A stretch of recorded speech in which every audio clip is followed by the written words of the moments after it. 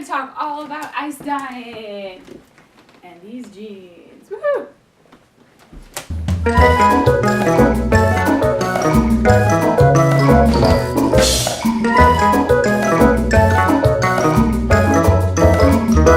Hey guys, it's Elizabeth from ElizabethMadeThis.com, and you've made it to Elizabeth Made This. Today we're going to talk about ice dyeing.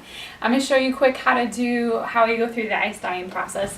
But first, let's talk about my jeans that I made. So this is some fabric that I got from Finch Fabrics, and shout out to Finch Fabrics for having such cool fabric. It was white, and white was not the thing to do. So I went ahead and I decided to ice dye it. This is a process that I've been wanting to try for a really long time, and I've just never gotten around to doing it. So I grabbed my powdered dyes and I went for it. So you'll see my process in just a minute. But the other thing I wanted to talk about was I talk about soaking my jeans in water and soda ash for a little while before I apply the dye. And that you can get just in your laundry aisle. It's just washing soda. It's sodium carbonate, so not sodium bicarbonate, which is baking soda, but sodium carbonate. And this just helps the dye adhere a little bit better. But man, this process is just so stinking cool because it makes for such neat, like, watercolor sort of effects all over the pants, and it's just really interesting. It's kind of like tie-dye's cooler, less predictable cousin or something like that. And then the other thing I'll say is that I used like an olive color top stitching thread, and I used that because I knew because this is a cold water process, I knew that the thread was not going to get dyed after I did this. And you could totally start with yardage, but I decided to just make the pants up first and then dye my fabric. And you can go either way when you dye stuff. It's just kind of a personal preference. But let's go and check out the ice dyeing process, and you can see how it all works. Okay, so I'm working on some ice dyeing today. So I've got a pair of jeggings that I've made from this white jeggings fabric from Finch Fabrics. It's been soaking in soda ash and water for the past couple minutes. And I've got an old stock pot that is really specifically for dyeing purposes. It has this cool insert in it that has a strainer, which is really good because it's going to keep the melting ice off of the fabric, which is really what we need. If you don't have a pot like this, you can use any kind of strainer or a rack or something like that. This one's just really nice. You can see there's already dye in here, so I gotta kind of work fast.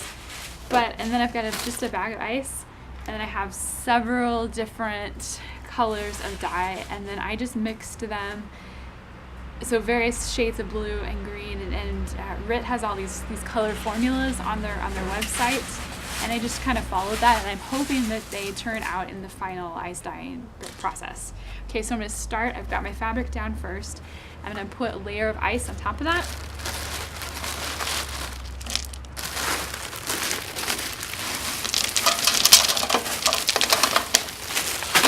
And I'm going to put just some of each of the dyes kind of just randomly over here with my just plain old plastic spoon.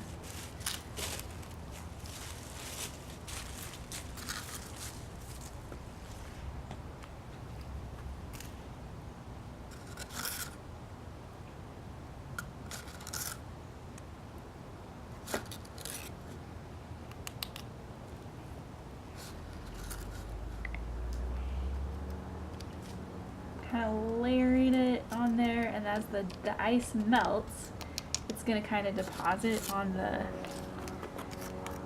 the fabric in kind of unusual and interesting ways. And then I'm just going to keep adding more ice.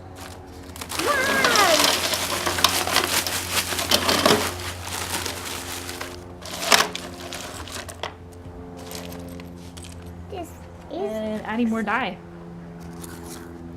What are you doing? I am ice dyeing, bud. Huh.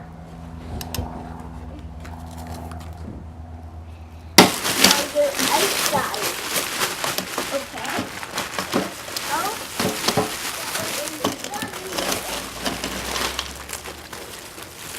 I'm not going to use the rest of this ice for drinking. Okay, let's go. Mom. But I'm probably going to put on some gloves here. That's not a bad idea. I probably should have done that before. And now I totally have blue hands. Ah!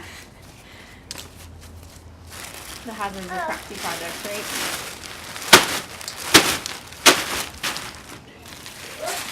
And now I have ice all over there.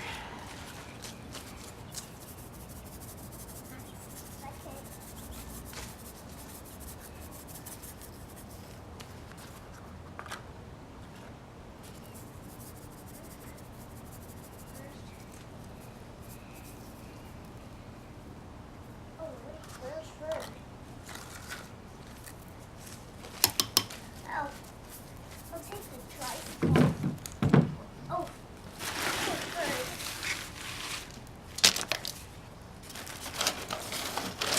I'm actually going to move stuff a little bit.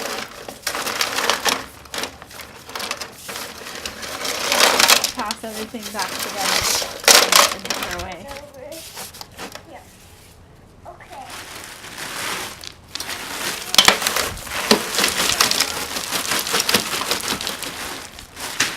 This is all kind of a gee, what's going to happen kind of project.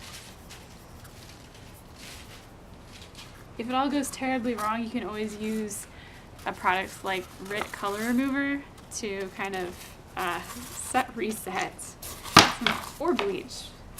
Both of those are really good. Oops, I totally screwed this up kind of products. I'm hoping to get some kind of cool colors here. Now, it's not recommended that you use liquid dyes on this, but some of the colors I couldn't find in powdered dyes, so I just go ahead and I mix them, some of the powdered dyes with some of the liquid dyes, so it's kind of chunky. So those ones I'm just kind of using my fingers and my gloves and kind of just putting it on the ice, and we'll see how that works out. It could be really bad or it could be really cool. I don't know. I did find some people online that used the liquid dyes, but obviously the powdered dyes is really meant for this kind of application. And right now it's about 50 degrees outside, so it's really going to take a long time to melt here. So I'm going to take this inside the house when I get done with it and just let it sit in my garage, which is considerably warmer. And I think the only thing you want to do is that periodically, if you can kind of take the water out and let it drain a little bit so that the bottom of the fabric isn't soaking in everything, that's a good thing. I set it up. But yeah, I'm gonna go clean up and we'll come back to this after it has all melted.